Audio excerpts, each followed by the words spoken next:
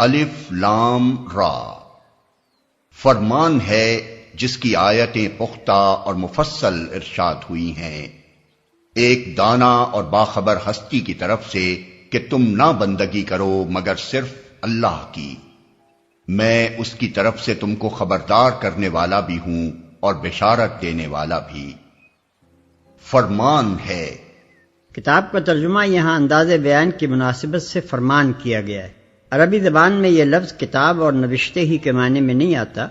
بلکہ حکم اور فرمان شاہی کے معنی میں بھی آتا ہے، اور خود قرآن میں متعدد مواقع پر یہ لفظ اسی معنی میں مستعمل ہوا ہے۔ مفصل ارشاد ہوئی ہیں، یعنی اس فرمان میں جو باتیں بیان کی گئی ہیں وہ پکی اور اٹل ہیں، خوب جچی تلی ہیں، نری لفادی نہیں ہے، خطابت کی ساحری اور تخیل کی شاعری نہیں ہے، ٹھیک ٹھیک حقیقت بیان کی گئی ہے، اور اس کا ایک لفظ بھی ایسا نہیں جو حقیقت سے کم یا زیادہ ہو۔ پھر یہ آیتیں مفصل بھی ہیں، ان میں ایک ایک بات کھول کھول کر واضح طریقے سے ارشاد ہوئی ہے، بیان الجھا ہوا، گجلک اور مبہم نہیں ہے، ہر بات کو الگ الگ صاف صاف سمجھا کر بتایا گیا ہے۔ اور یہ کہ تم اپنے رب سے معافی چاہو اور اس کی طرف پلٹ آؤ تو وہ ایک خاص مدت تک تم کو اچھا سامان زندگی دے گا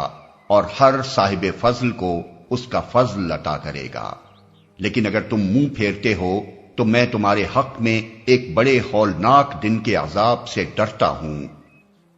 ایک مدت خاص تک تم کو اچھا سامان زندگی دے گا، یعنی دنیا میں تمہارے ٹھہرنے کے لیے جو وقت مقرر ہے اس وقت تک وہ تم کو بری طرح نہیں بلکہ اچھی طرح رکھے گا، اس کی نعمتیں تم پر برسیں گی، اس کی برکتوں سے سرفراز ہوگے، خوشحال و فارغ البال رہو گے، زندگی میں امن اور چین نصیب ہوگا، ذلت و خاری کے ساتھ نہیں بلکہ عزت و شرف کے ساتھ جیو گے۔ یہی مضمون دوسرے موقع پر اس طرح ارشاد ہوا ہے کہ من عمل صالحا من ذکر او انثی وهو مؤمن فلنحیینہ حیاتا طیبہ، سورہ نحل آیت 97۔ جو شخص بھی ایمان کے ساتھ نیک عمل کرے گا، خواہ مرد ہو یا عورت، ہم اس کو پاکیزہ زندگی بسر کرائیں گے۔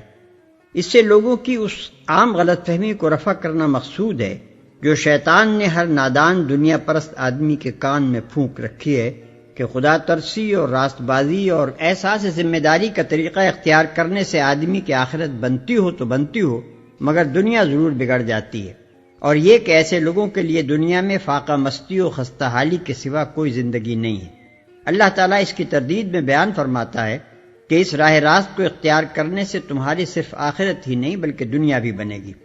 آخرت کی طرح اس دنیا کی حقیقی عزت و کامیابی بھی ایسے ہی لوگوں کے لیے ہے جو سچی خدا پرستی کے ساتھ صالح زندگی بسر کریں،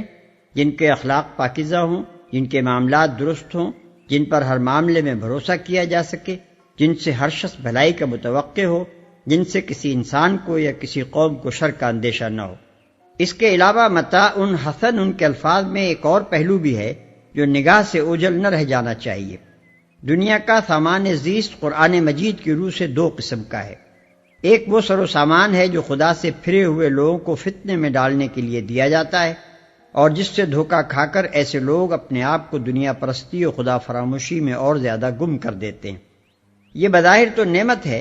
مگر بباطن خدا کی پھٹکار اور اس کے عذاب کا پیش خیمہ ہے۔ قرآن مجید اس کو متاع غرور کے الفاظ سے یاد کرتا ہے۔ دوسرا وہ سر و سامان ہے جس سے انسان خوشحال اور قوی بازو ہو کر اپنے خدا کا اور زیادہ شکر گزار بنتا ہے، خدا اور اس کے بندوں کے اور خود اپنے نفس کے حقوق زیادہ اچھی طرح ادا کرتا ہے، خدا کے دیے ہوئے وسائل سے طاقت پا کر دنیا میں خیر و صلاح کی ترقی اور شر و فساد کے استحصال کے لیے زیادہ کارگر کوشش کرنے لگتا ہے۔ یہ قرآن کی زبان میں متاع حسن ہے، یعنی ایسا اچھا سامان زندگی جو محض عیش دنیا ہی پر ختم نہیں ہو جاتا بلکہ نتیجے میں عیش آخرت کا بھی ذریعہ بنتا ہے۔ ہر صاحب فضل کو اس کا فضل عطا کرے گا، یعنی جو شخص اخلاق و اعمال میں جتنا بھی آگے بڑھے گا اللہ اس کو اتنا ہی بڑا درجہ عطا کرے گا۔ اللہ کے ہاں کسی کی خوبی پر پانی نہیں پھیرا جاتا، اس کے ہاں جس طرح برائی کی قدر نہیں ہے اسی طرح بھلائی کی ناقدری بھی نہیں ہے۔ اس کی سلطنت کا دستور یہ نہیں ہے کہ اسپِ تازی شدہ مجروح بزیر پانا توق زرری ہمہ در گردن خرمی بینم، وہاں تو جو شخص بھی اپنی سیرت و کردار سے اپنے آپ کو جس فضیلت کا مستحق ثابت کر دے گا وہ فضیلت اس کو ضرور دی جائے گی۔ تم سب کو اللہ کی طرف پلٹنا ہے اور وہ سب کچھ کر سکتا ہے۔ دیکھو یہ لوگ اپنے سینوں کو موڑتے ہیں تاکہ اس سے چھپ جائیں، خبردار جب یہ کپڑوں سے اپنے آپ کو ڈھانپتے ہیں اللہ ان کے چھپے کو بھی جانتا ہے اور کھلے کو بھی، وہ تو ان بھیدوں سے بھی واقف ہے جو سینوں میں ہیں۔ اپنے سینوں کو موڑتے ہیں تاکہ اس سے چھپ جائیں۔ مکے میں جب نبی صلی اللہ علیہ وسلم کی دعوت کا چرچا ہوا تو بہت سے لوگ وہاں ایسے تھے جو مخالفت میں تو کچھ بہت زیادہ سرگرم نہ تھے مگر آپ کی دعوت سے سخت بیزار تھے۔ ان لوگوں کا رویہ یہ تھا کہ آپ سے کتراتے تھے، آپ کی کسی بات کو سننے کے لیے تیار نہ تھے، کہیں آپ کو بیٹھے دیکھتے تو الٹے پاؤں پھر جاتے، دور سے آپ کو آتے دیکھ لیتے تو رخ بدل دیتے یا کپڑے کی اوٹ میں منہ چھپا لیتے تاکہ آمنا سامنا نہ ہو جائے اور آپ انہیں مخاطب کر کے کچھ اپنی باتیں نہ کہنے لگیں۔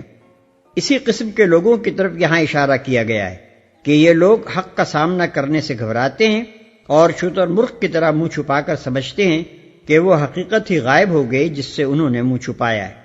حالانکہ حقیقت اپنی جگہ موجود ہے اور وہ یہ بھی دیکھ رہی ہے کہ یہ بے وقوف اس سے بچنے کے لیے منہ چھپائے بیٹھے ہیں۔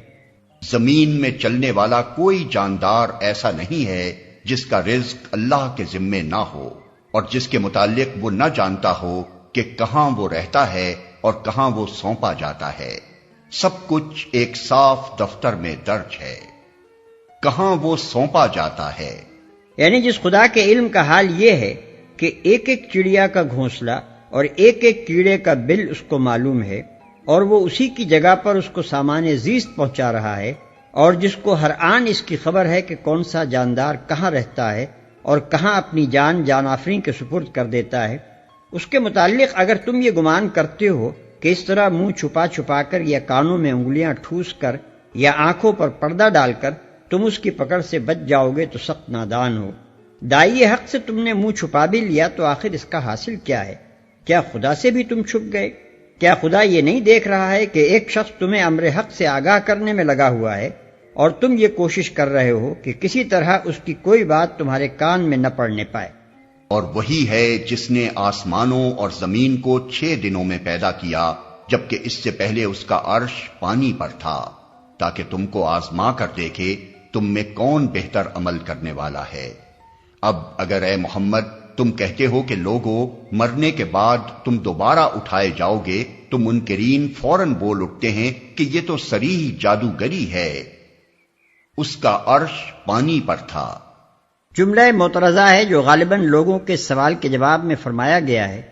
کہ آسمان و زمین اگر پہلے نہ تھے اور بعد میں پیدا کیے گئے تو پہلے کیا تھا؟ اس سوال کو یہاں نقل کیے بغیر اس کا جواب اس مختصر سے فقرے میں دے دیا گیا ہے کہ پہلے پانی تھا۔ ہم نہیں کہہ سکتے کہ اس پانی سے مراد کیا ہے، یہی پانی جسے ہم اس نام سے جانتے ہیں، یا یہ لفظ محض استعارے کے طور پر مادے کی اس مائع یعنی فلوئڈ حالت کے لیے استعمال کیا گیا ہے جو موجودہ صورت میں ڈھالے جانے سے پہلے تھی۔ رہا یہ ارشاد کہ خدا کا عرش پہلے پانی پر تھا تو اس کا مفہوم ہماری سمجھ میں یہ آتا ہے کہ خدا کی سلطنت پانی پر تھی۔